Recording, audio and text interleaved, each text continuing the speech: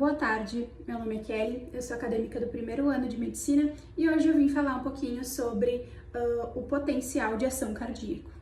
Para a gente poder falar do potencial de ação cardíaco, a gente precisa lembrar que o nosso coração ele é uma bomba muscular que trabalha o tempo todo bombeando sangue e levando oxigênio para todo o nosso corpo.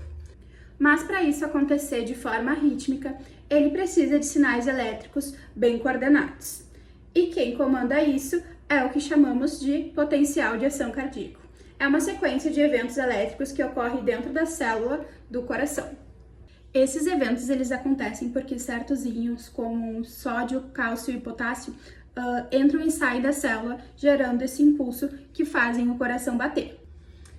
Dentro do coração existem dois tipos principais de células que geram esses impulsos elétricos. As células contráteis, que ficam nos átrios e nos ventrículos, e são responsáveis pela força da contração cardíaca. E as células marca-passo, localizadas no nó sinoatrial e no nó atrioventricular, que tem capacidade de gerar batimentos de forma automática. E é nessas células que os íons fazem seu papel fundamental, então. Nas células contráteis, o potencial de ação ele ocorre, então, em 5 fases. Na fase 0, entra uma grande quantidade de sódio. Isso gera a despolarização da célula, iniciando o impulso. Na fase 1, ocorre a saída de potássio, marcando então o início da repolarização. Em seguida, tem uma fase 2, chamada de platô, onde entra o cálcio ao mesmo tempo que o potássio sai. Na fase 3, o potássio sai intensamente, finalizando então a repolarização. E por fim, na fase 4, a célula entra em repouso, com o potássio ajudando então a manter o equilíbrio elétrico. Para que tudo isso então funcione, existem canais específicos para cada íon.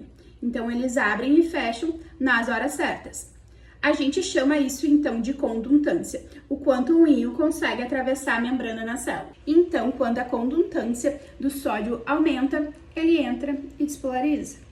Quando a condutância do cálcio aumenta, ele entra e mantém o platô. E quando a condutância do potássio aumenta, ele sai da célula e a repolariza. Agora, nas células marca-passo, o funcionamento então ele é um pouco diferente. Elas não precisam de estímulo externo, porque elas têm uma corrente especial chamada de corrente IF.